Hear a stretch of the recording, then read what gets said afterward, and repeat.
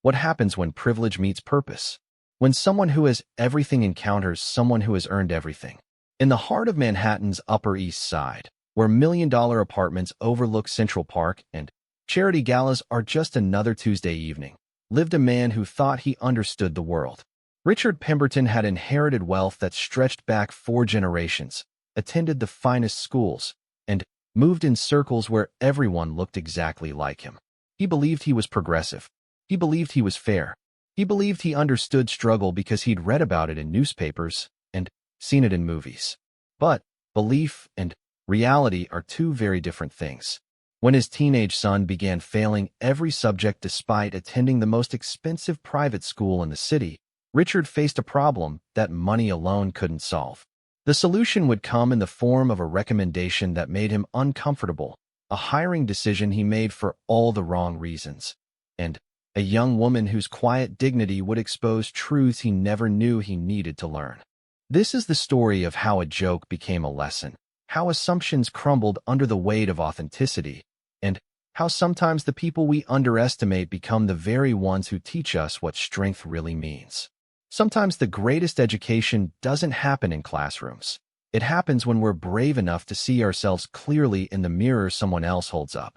Richard Pemberton stood in his mahogany-paneled study, staring at his son's latest report card with the same expression he might wear when examining a particularly disappointing stock portfolio. The numbers told a story he didn't want to read: failing grades across every subject, teacher comments that suggested Michael wasn't just struggling academically, but had completely checked out emotionally. "This is unacceptable," he muttered to his wife, Catherine, who sat perfectly composed on the leather sofa, her blonde hair arranged in the kind of careful style that suggested she'd spent her morning at the salon rather than dealing with their family crisis. "We're paying $40,000 a year for that school." $40,000, Catherine. "Some people don't make that in an entire year." Catherine adjusted her pearl necklace, a gesture Richard had learned to recognize as her way of avoiding direct confrontation. "Perhaps we should consider getting Michael a tutor," she suggested quietly. "The Ashfords found someone wonderful for their daughter last year. She brought Emma's grades up remarkably." Richard's jaw tightened. The Ashfords, another wealthy family in their social circle who seemed to have everything figured out while he watched his own son spiral into academic failure. "Fine," he said curtly. "Make some calls. But I want someone good.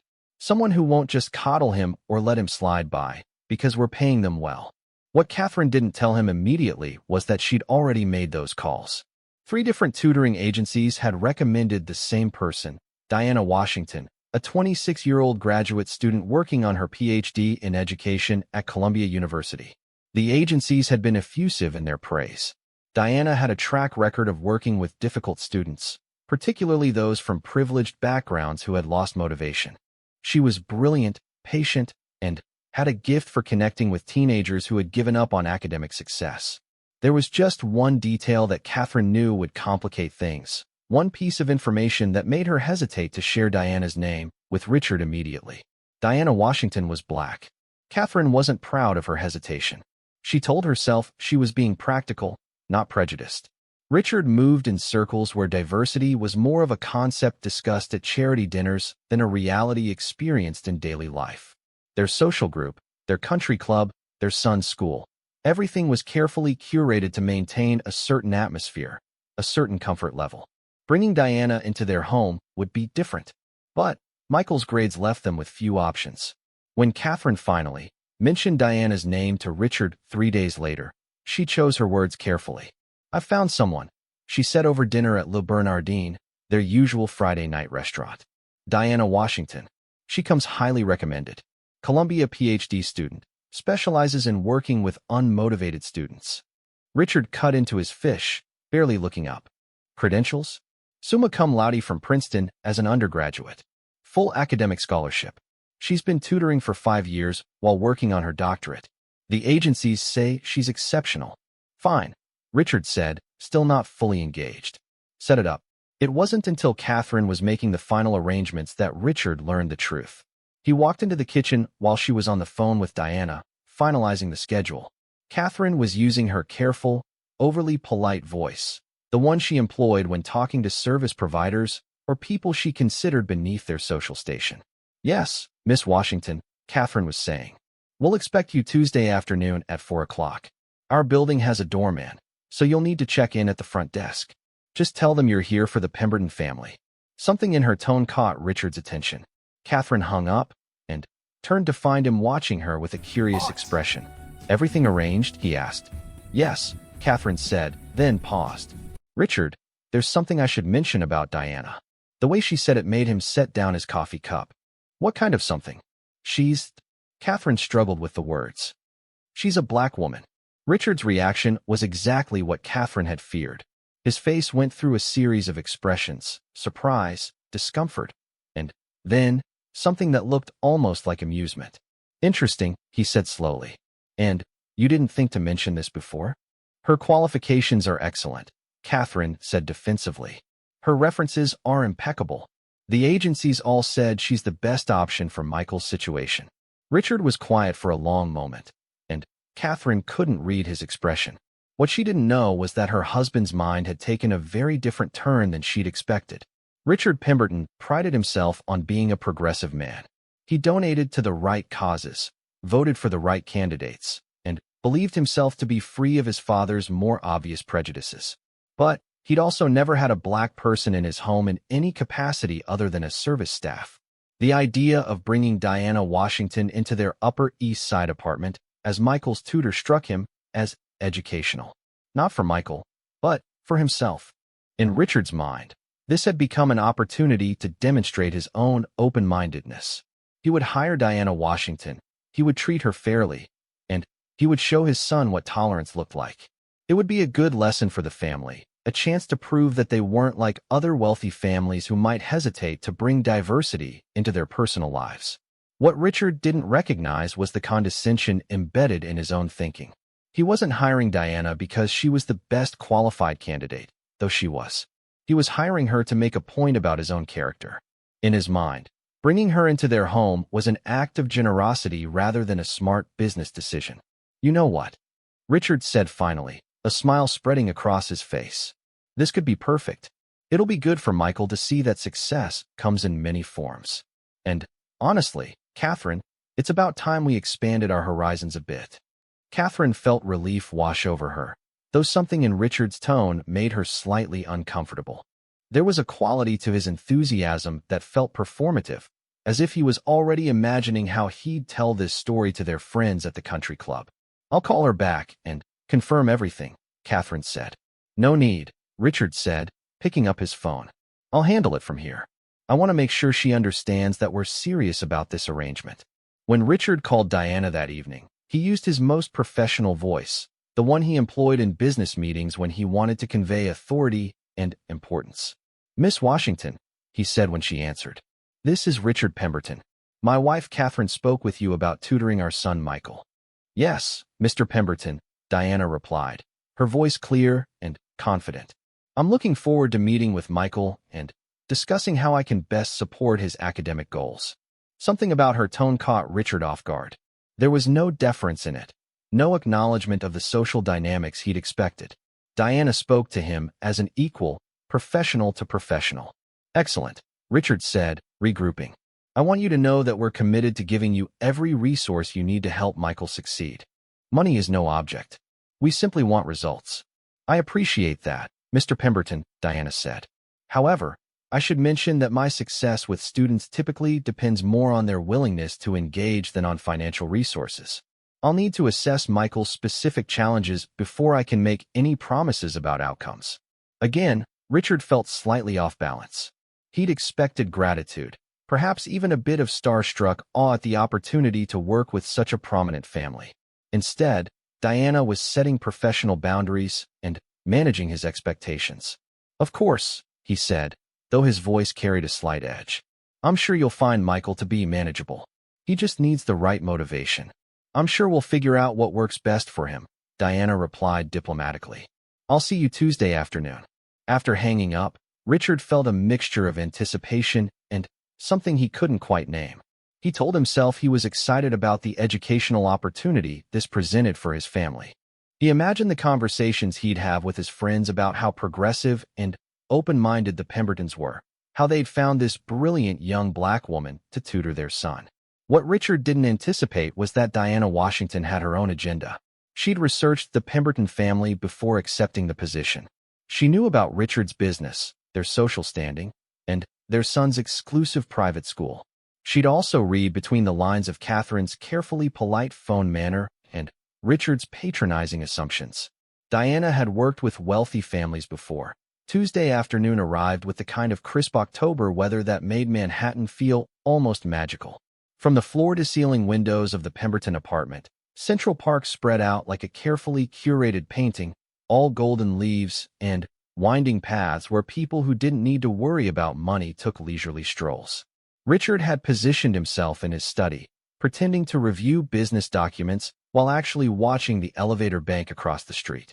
He wanted to see Diana Washington arrive, wanted to observe how she carried herself in this environment that he knew would be foreign to her. At exactly 4 o'clock, the doorman's call came through. "Mr. Pemberton," James's voice crackled through the intercom. "Miss Diana Washington is here to see you." "Send her up," Richard replied. Then, immediately felt foolish for the formal tone he'd used. He wasn't sure what tone was appropriate for this situation. How did one speak to a black academic who was about to enter their private family space? He'd never navigated these social waters before. Catherine emerged from the master bedroom, where she'd been changing clothes for the 3rd time since lunch. She'd settled on a casual but expensive sweater and slacks, approachable but clearly high-end. She wanted to project the right image, wealthy but not ostentatious, friendly but not desperate. "How do I look?" she asked Richard, though they both knew she looked exactly like she always did.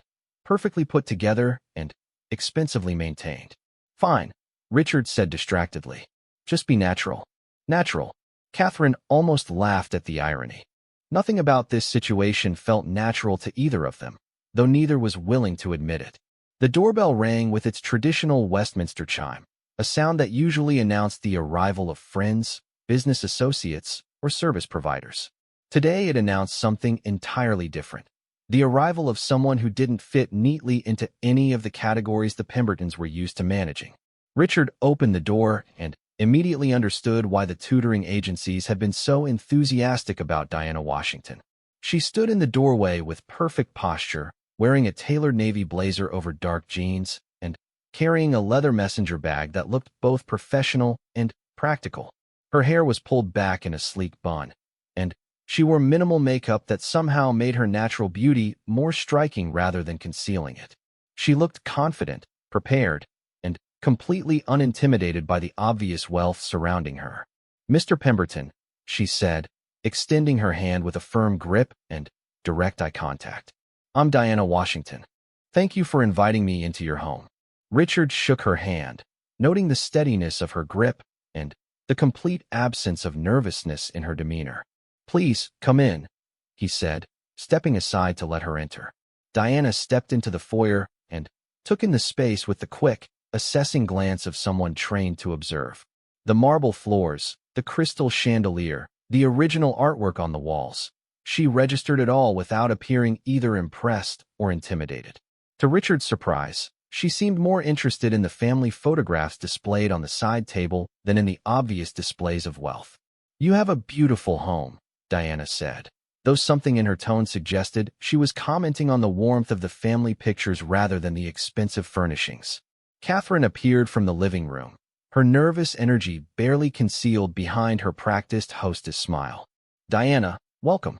I'm Catherine Pemberton. Can I offer you something to drink? Coffee? Tea? Water?" "Water would be lovely.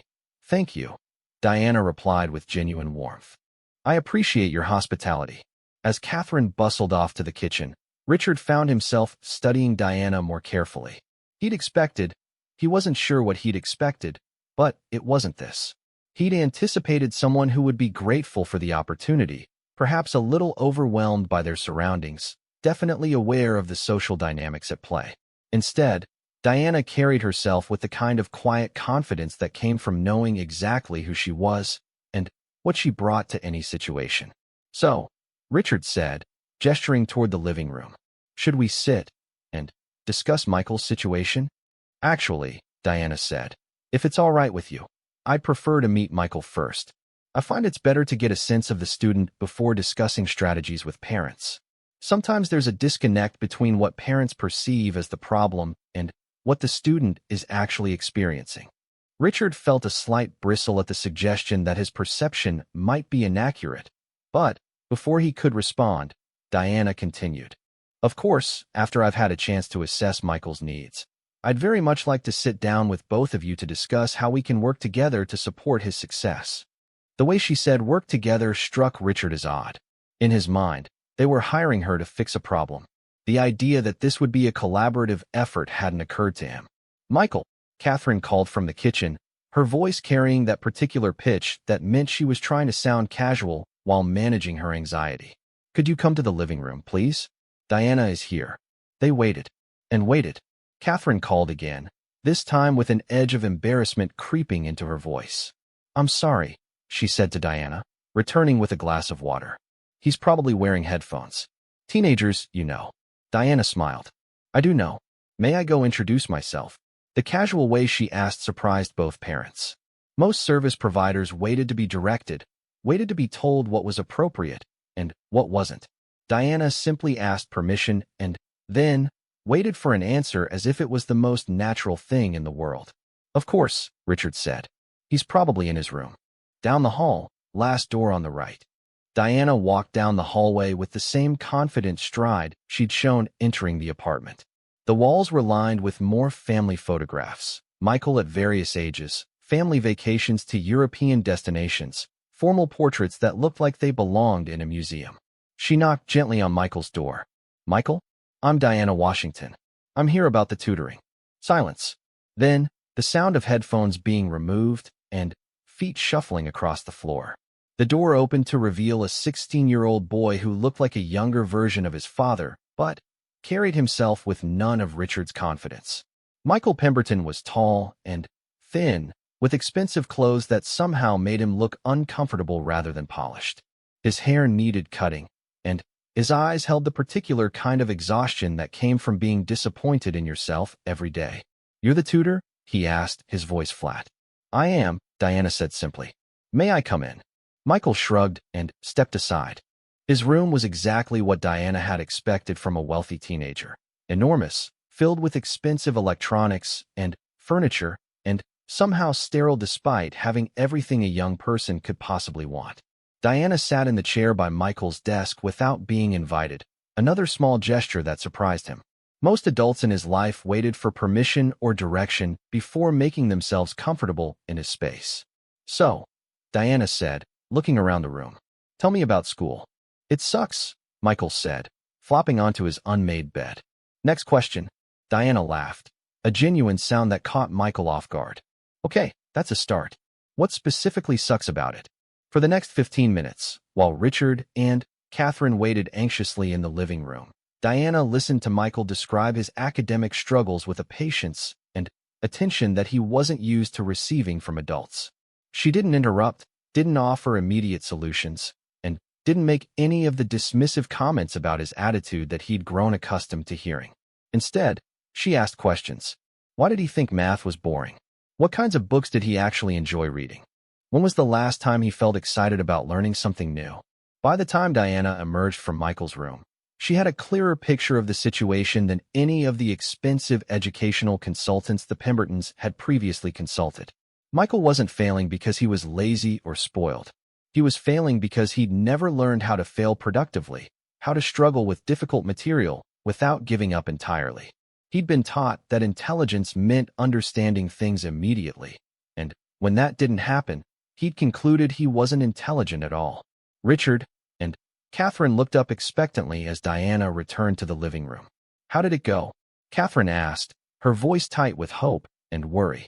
Diana settled into her chair and took a sip of water before responding. Michael is extremely bright, she said, but he's also extremely frustrated. He's been conditioned to believe that struggle equals failure, so when he encounters challenging material, he shuts down instead of pushing through. Richard felt a familiar surge of defensiveness. We've always encouraged him to work hard. I'm sure you have, Diana said, her tone completely without judgment. But there's a difference between encouraging hard work and teaching someone how to productively struggle with difficult concepts. Michael has been praised for being smart rather than being taught how to learn. Catherine and Richard exchanged glances. This wasn't what they'd expected to hear. What do you recommend? Catherine asked. I recommend we start slowly, Diana said. Michael needs to rebuild his confidence in his ability to learn, not just his ability to perform. That means working through problems together, celebrating small victories, and, most importantly, normalizing the experience of not understanding something immediately. Richard felt his impatience rising. How long will this process take? Diana met his gaze directly. As long as it takes. There's no quick fix for years of conditioning, Mr. Pemberton. If you're looking for someone to force Michael to memorize material for tests without actually learning to think critically, I'm not the right tutor for your family. The bluntness of her response shocked both parents into silence. They weren't used to service providers setting boundaries or challenging their expectations so directly. Of course we want him to learn properly, Catherine said quickly, shooting Richard a warning look. Good, Diana said, standing up. Then, I suggest we start with 3 sessions per week, each lasting 90 minutes. I'll work with Michael on developing study strategies and rebuilding his relationship with challenging material. I'll also need to meet with both of you bi-weekly to discuss his progress and coordinate our approaches. She handed them a detailed contract that outlined her expectations, policies, and educational philosophy. It was more comprehensive than anything they'd received from previous tutors, and it made clear that Diana viewed this as a professional partnership rather than a simple service transaction. I'll need you both to commit to supporting the process even when it feels slow or uncomfortable, Diana continued. Michael needs to see that you trust the learning process, not just the outcomes. Richard found himself nodding, though he wasn't entirely sure why. Something about Diana's confidence and clarity made arguing feel pointless. She clearly knew what she was doing, and she wasn't going to compromise her methods to make them feel more comfortable. When can you start? Catherine asked. Thursday afternoon, if that works for Michael's schedule, Diana said. I'll see myself out. Thank you for the water. And, with that, she was gone, leaving Richard and Catherine sitting in Th 3 weeks into Diana's tutoring arrangement with Michael. The Pemberton household had settled into a routine that surprised everyone involved. Diana arrived promptly every Tuesday, Thursday, and Saturday afternoon, carrying the same leather messenger bag and projecting the same quiet confidence that had marked her first visit. What surprised Richard most was how quickly Diana had become simply part of their weekly rhythm. He'd expected her presence to feel more notable, more disruptive to their carefully ordered lifestyle. Instead, Diana moved through their home with an ease that somehow made her seem like she belonged there, while simultaneously making Richard more aware of his own discomfort in his own space. The changes in Michael had been subtle but undeniable. He'd stopped the dramatic sighing that usually accompanied homework discussions. His shoulders didn't slump quite as much when academic subjects came up in conversation. Most remarkably, he'd started asking questions during dinner conversations, real questions, not the perfunctory responses he usually gave when his parents tried to engage him. Diana says that curiosity is more important than being right, Michael had announced the previous Tuesday, when Catherine asked about his history project on the Industrial Revolution. She says smart people ask better questions, not just give better answers. Richard had felt an odd twinge at hearing his son quote Diana's teaching philosophy. It wasn't jealousy exactly, but something uncomfortably close to it. When was the last time Michael had quoted something Richard had said with that kind of enthusiasm? Today was Saturday, which meant Diana would arrive at 2 o'clock for Michael's longer weekend session. Richard had taken to timing his own activities so that he'd be around when she arrived or departed. He told himself it was natural curiosity about his son's educational progress, but the truth was more complicated. Diana Washington intrigued him in ways that made him uncomfortable. She never seemed impressed by the obvious markers of his success, never appeared grateful for what he'd come to think of as the privilege of working in their home, and never deferred to his opinions about education or child development. She treated him like any other parent, which was somehow both refreshing and irritating. More troubling was the way Diana interacted with the other people in their building. Richard had noticed her chatting easily with James, the doorman, asking about his night school classes, and remembering the names of his grandchildren. She'd struck up a conversation with their housekeeper, Maria, about the best places to buy affordable groceries in the neighborhood. These interactions seemed effortless and genuine, lacking the careful politeness that most people used when navigating the social hierarchies of their Upper East Side building. At exactly 2 o'clock, James called up to announce Diana's arrival. By now, Richard had memorized the sound of her footsteps in the hallway, the particular rhythm of her knock on the door, and even the way she said, "Good afternoon," when he answered. "How was your week?" Richard asked as he let her in, a question that had become part of their routine, though he wasn't sure when it had started. "Productive," Diana replied with a smile. "I defended my dissertation proposal on Wednesday. The committee had some challenging questions, but it went well." Richard felt that familiar twinge again.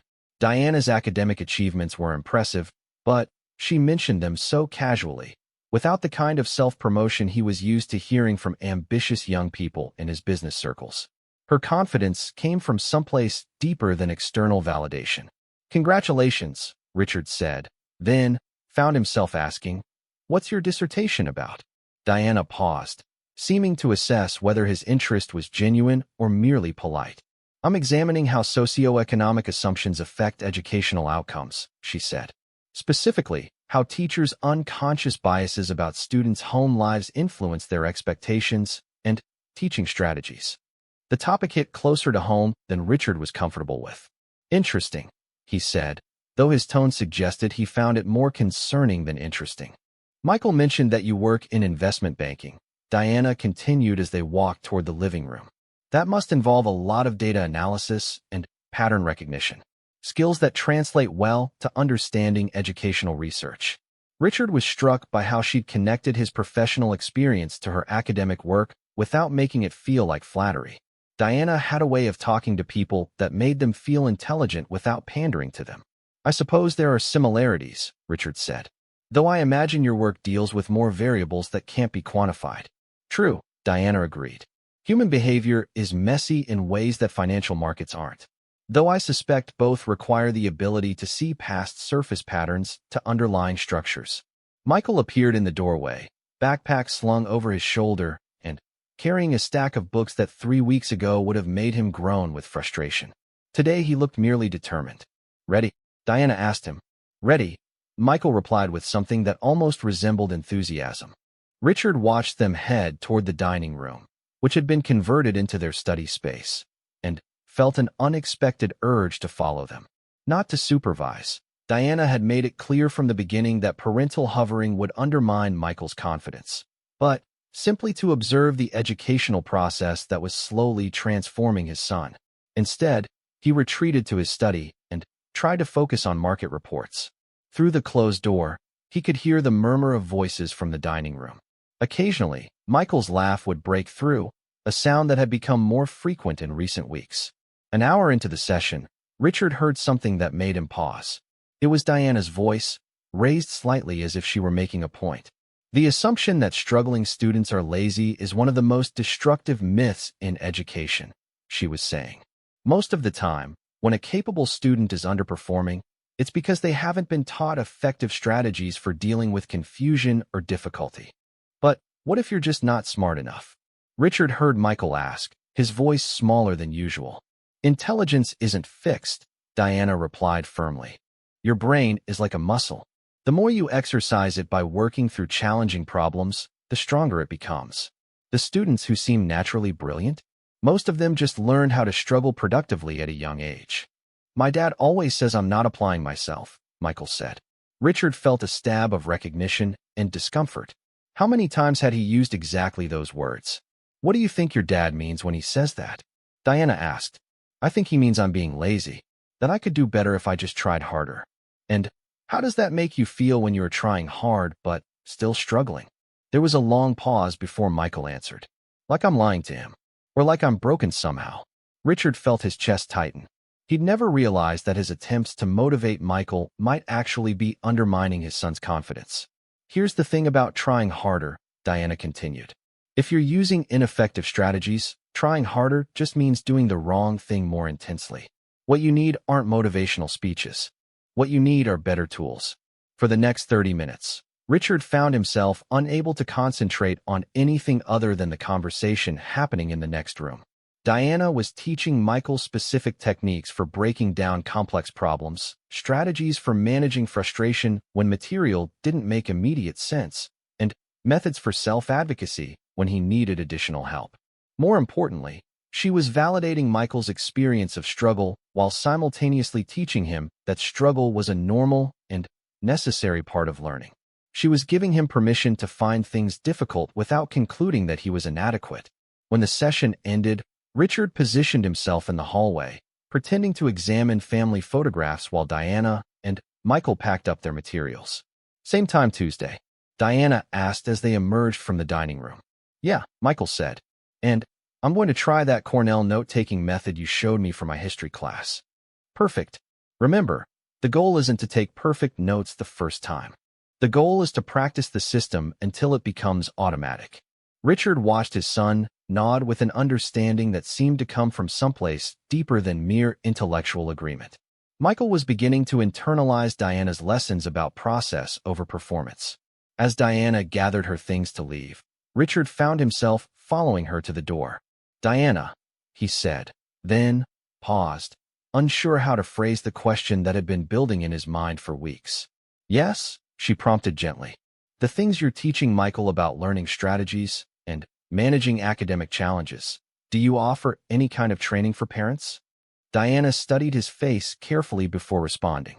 "Are you asking as Michael's father who wants to support his progress, or as someone who's curious about educational theory?" Richard considered the question. "Both, I think.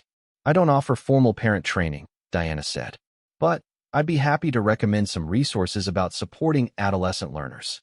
And, of course, we should continue our bi-weekly check-ins to discuss Michael's progress and how you and Catherine can best support his growth." "That would be helpful," Richard said. Then, surprising himself, he added, "I'm beginning to realize that some of my assumptions about learning and motivation might need updating." Diana smiled, the first truly warm smile she'd directed at him since they'd met. "The best educators are always learning," she said. "That includes parents." After Diana left, Richard remained in the foyer, staring at the family photographs she'd noticed on her first visit. In most of them, Michael looked happy but young. Very young. When had his son started looking so tired? When had conversations about school become battles instead of discussions? Catherine emerged from her bedroom, where she'd been avoiding the tutoring session as she usually did.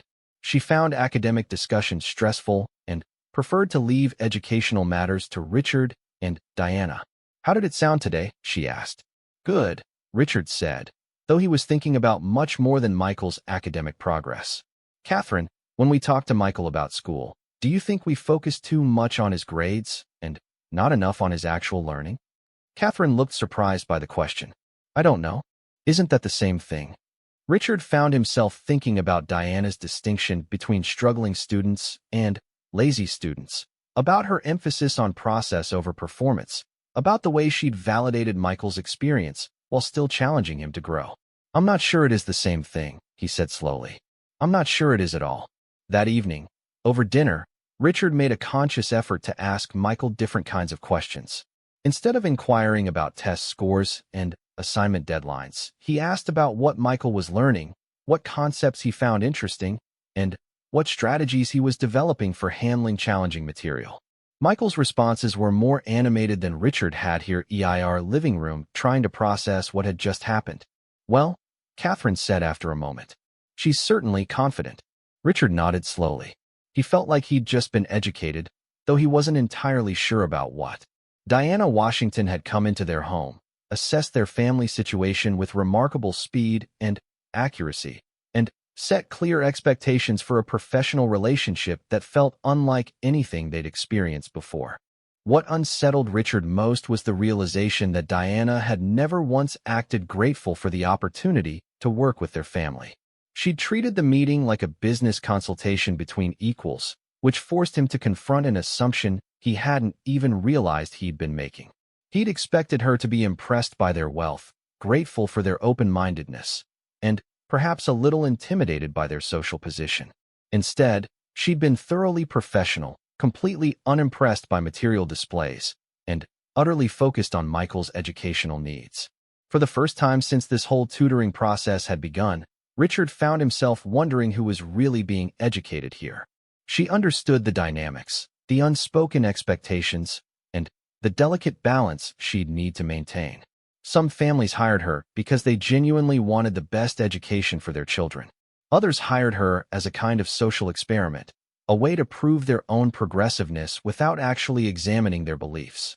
The Pembertons, Diana suspected, fell into the latter category. But Diana Washington had learned long ago that other people's motivations were less important than her own integrity. She would do her job professionally and thoroughly.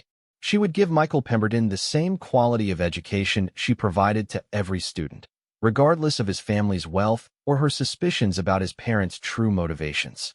If the Pembertons learned something about themselves in the process, that would be their business. Diana's business was education, and she was very, very good at what she did. Tuesday afternoon couldn't come fast enough for Richard. He found himself looking forward to Diana's arrival with an anticipation that surprised him. This was going to be interesting. This was going to be enlightening.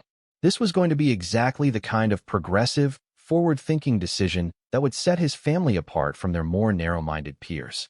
He had no idea that Diana Washington was about to teach him lessons he never knew he needed to learn, starting with the most difficult one of all, the difference between charity and respect, between tolerance and genuine acceptance, and between thinking you're progressive and actually examining the assumptions that shape your world. The doorman would call up Tuesday afternoon to announce her arrival, and everything would change. Richard Pemberton just didn't know it yet.